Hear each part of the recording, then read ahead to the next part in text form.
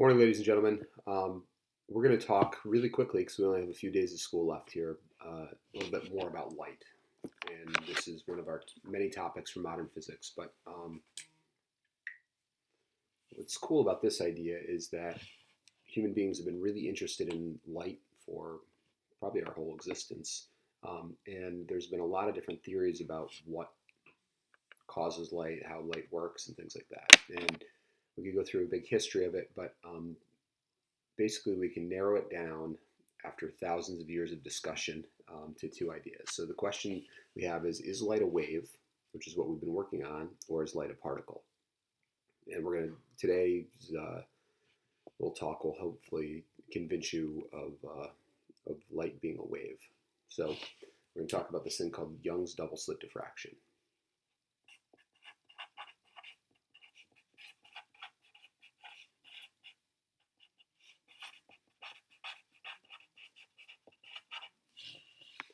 So hopefully we remember from earlier what diffraction is, right? Diffraction is the ability of a wave to pass around a small barrier through a small opening.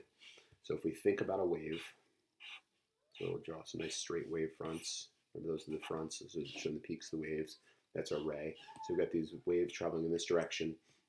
If they encounter something like a barrier in the way, like this, it's got this little small opening in it. When those waves reach that opening, they change shapes to a circular waveform. And they start to propagate out, kind of spreading out in this direction. Now, the wavelength doesn't change, but because they're now circular waveforms, they spread out into that space behind. And so what that means is we can do a fairly simple experiment, since we know that waves do this, to try to show that light's a wave. So imagine for a second that we've got, say, a stream of water. So let's see. I don't know if I can draw a hose, but here's a hose. So there's a hose. And so out of this hose, I'm going to shoot a bunch of water like this. Okay, so water's traveling in this direction. What we know is that water is a particle. So we spray this big amount of water at this really tiny little opening like this. And say we put a piece of paper or something over here. So this water is going to hit the barrier and it's going to deflect. It's going to fall to the ground. This water is going to hit and deflect and fall to the ground. But some of these particles of water should make it through. Like that. And so what we find is on our paper here, we get this kind of blob of water. Just like that. But the stuff above this position, stuff below this position doesn't get wet.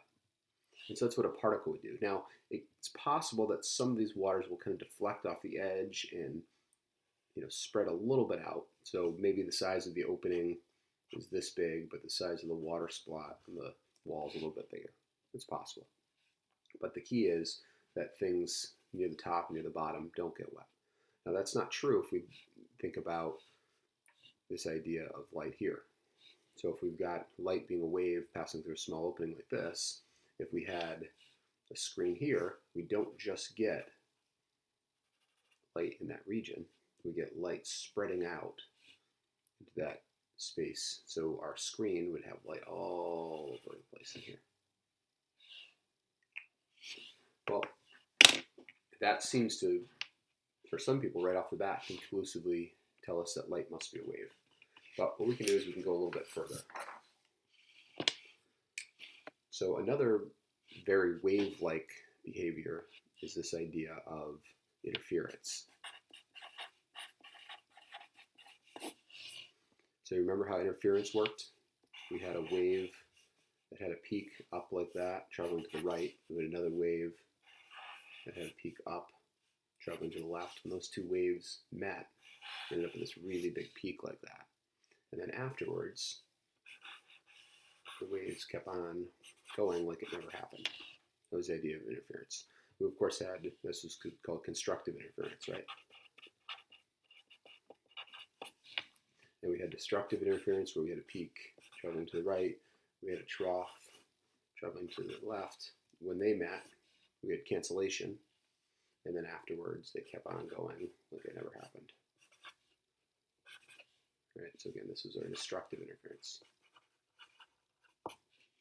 And so the idea about Young, or Young's double slit diffraction experiment anyway, Not really sure if this is exactly how he did his experiment, but we're going to call this Young's double slit diffraction.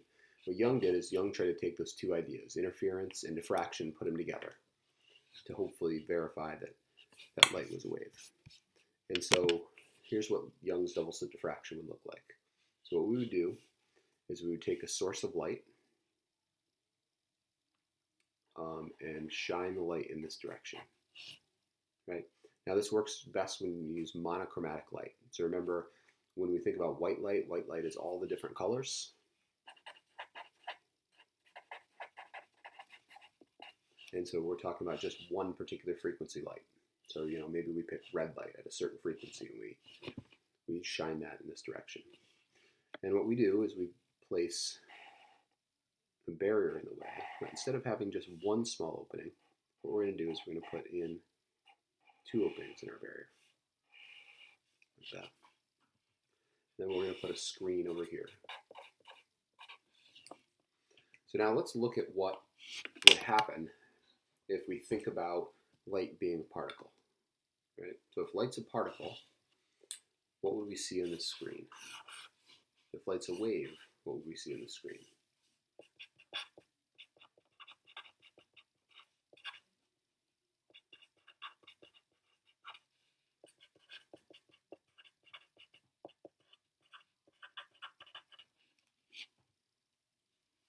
So here's our screen. We're just kind of looking now into our screen to see it. So if light was a particle, the contention from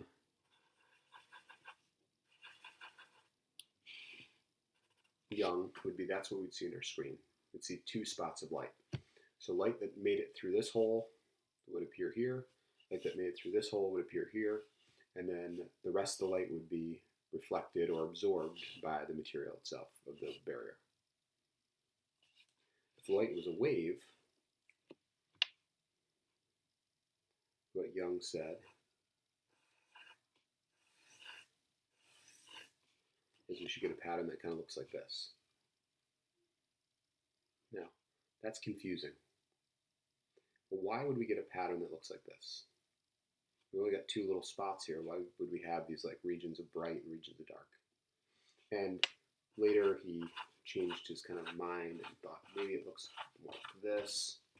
But either way, whether we have this kind of circular shaped light or these dots all over the place, the idea is that there's only two openings here. So particle theorists would predict just two spots of light on the screen. And Young is predicting something very different than just two spots of light on the screen. So why is that? Well, let's take a look at what light would look like if it passed through this light as a wave passing through. So here's my light wave traveling in that direction. We just reminded ourselves how diffraction works.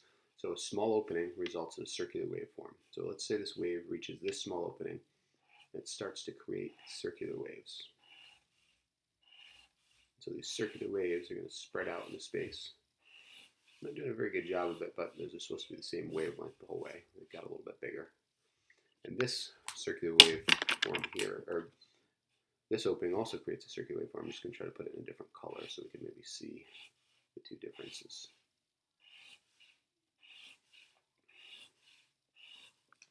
And hopefully what you start to see here is that this looks like two different sources of light now. We've got a circular, or two different sources of circular waveforms. And see right in here, if I kind of circle it, you see that? There I've got two wave fronts touching each other. And that happens a whole bunch of times, right? There's a lot of spots where two wave fronts touch each other. So what happens when two wave fronts touch each other? Well, if two wave fronts, that's constructive interference, right? Peak and a peak. So that means right there, at those spots that I've circled, and again, there's lots of different spots. I'm just not going to circle all of them. But every position where the waves intersect, like here, right, it's intersecting there, so there's another spot. That spot should be an extremely bright spot, right? That's two peaks of waves meeting. Now, between every bright spot, let me see maybe if this other color works. Between every peak, there should be a trough. So let me draw this kind of dotted line in here. So there, I've got the trough of this green wave that's intersecting right here and right here, we have the peak of a wave. So what happens when a trough and a peak meet? Well, if a trough and a peak meet, we get destructive interference, so we get cancellation. So that means just with this one trough line, again, there'd be trough lines all over the place here. There'd be another trough in here, another trough in here. We have so many of those intersections. Everywhere where a trough and a peak meets, we get cancellation. Everywhere where a peak and a peak meets, we get a bright spot. Everywhere where a trough and a trough meets, we should also get a bright spot. Because remember, a trough and a trough, it's just part of the electromagnetic oscillation, so that's light as well. So we'd have bright spot there and bright spot there. No light there. No light would be a black spot. And so what you see is all over the place here, depending on where it actually hits our screen, we're going to have spots of brightness and spots of darkness everywhere. And Young couldn't decide at first whether that should look kind of like these circular waves or these dots. And what's kind of interesting is it's sort of a combination of the two when we see it on with our laser. Okay, so Young's double-slit diffraction experiment proved definitively that light had to be a wave, because not only did you have interference, but you also had diffraction. And so those are two very wave-like properties. And Young went as far as to actually measure the wavelength of light. Because before this time, we didn't have a great way of measuring wavelength. We had lots of theories about light as a wave, but we didn't have a way of measuring this value here, lambda. And so what he did is he looked at the pattern that was formed on the screen over here. Because remember what we said before was that there were spots where the two circles would intersect, and that would be a bright spot. And then there were spots where a circle would intercept with one of those troughs, and that would be a dark spot. And what he found every time he performed this experiment, no matter what he did, he saw patterns on his screen in 2 dimensions here, looking like this. And those lights, those spots started to get dimmer and dimmer and dimmer as they faded out. But one thing that he noticed was right along the center line here, there's always a big bright spot. He called this bright spot the n=0 spot. And then he had slightly dimmer spots on either side, called the n=1 spot. Again, symmetrically in terms of brightness, so the n=1s on either side of the bright spot were a little bit dimmer, the n=2s were a little bit dimmer than that. Oops, there's the n=2s and n=3s, and so on. So he named those spots, and they kept going down, getting dimmer and dimmer and dimmer. And in the classroom, we can see this. We can shine a laser through 2 small little openings, and we get this beautiful pattern that forms on the front board.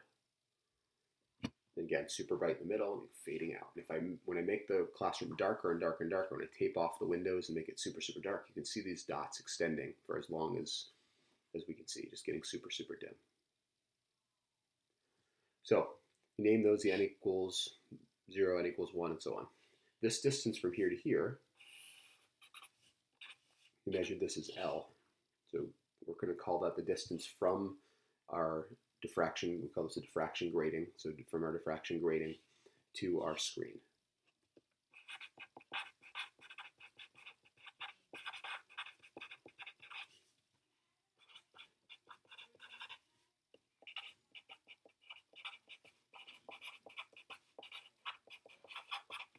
We call it a bright spot pattern. Now there's some other measurements that he can take, and meaning that he can do this in his experiment, he can vary it. He can change the position of the screen, he can move the screen closer, he can move the screen further away. So L is a variable he can measure. The other thing that he can manipulate is he can manipulate this. So this spacing between the slits. So he's going to call that variable D, is the spacing between the slits. So meaning he can make something where the slits are spaced really far apart, like this. So this is a large D value. Or you can have a smaller D value, you can make them closer and closer together. Now the size of these openings, that's important, right? With diffraction, we know that in order for diffraction to occur, in order for those circular wave fronts to appear, we need the size of the opening to be small relative to the wavelength. And so that means these have to be really small for light, as we're going to see in a second. So typically what you do is you just use paint, take a piece of glass, paint it black, and then take a razor blade and cut this tiniest little slice into that paint that you just put on there. So it's just a tiny little opening. Okay, so we've got X, we've got D, we've got L, and then we've got this X value. So what he did is he measured the distance on his screen between where the bright spot appeared and the next bright spot. He called that the X1 value. And then he measured from that center out to the bigger spot and called that the X2 value, and so on. So if we wanted to know how far, say, X7 was away, from 0 all the way out to here, we could call that X7, that distance. And again, what he did was he performed this experiment over and over. He changed different variables. He can't change these X values, that's what he measured, so this is kind of his outcome. So he'd change the position of the screen and measure what X1 and X2 and X3 and so on were. He changed the spacing and the D value, and he measured X1 and X2 and so on. And what he figured out was that there was a pattern. And he developed an equation that described this effect.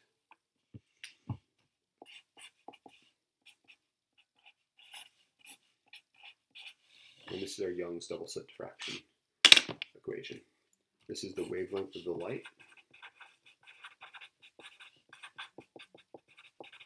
And remember, if we don't want to know the wavelength of the light, but instead we want to know the frequency, right? Remember, here's our electromagnetic spectrum here, right? Our frequency number here, our wavelength numbers here.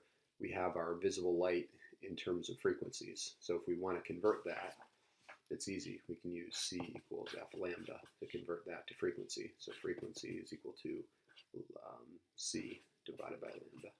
Right? So knowing this equation also tells us the frequency. So xn, this is the distance from the center spot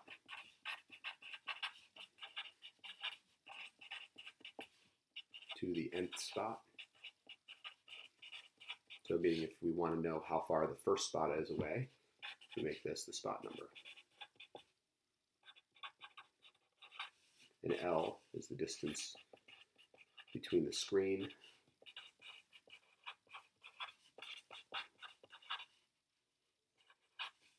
and the slits. And D here is the slit spacing.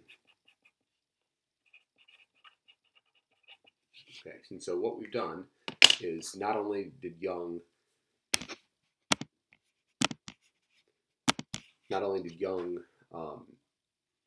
prove to many people that, oops, where's my picture? There it is. Not only did Young prove to many people that light had to be a wave because of diffraction interference, but he was able to measure specifically the wavelength of that. And again, if we know the wavelength, we also know the frequency. So Young's double slit diffraction experiment, super important one. It put to bed the idea about what is light. Is light a wave or is light a particle? Very definitively for most people said, hey, light has to be a wave because it's got a measurable wavelength, it undergoes interference, and undergoes diffraction. And what we're going to do is we're going to look at, we only have a couple days of school left here, but we're going to take a look at another really interesting experiment called the photoelectric effect and see what that shows us. So have a good day, everybody. Talk to you soon.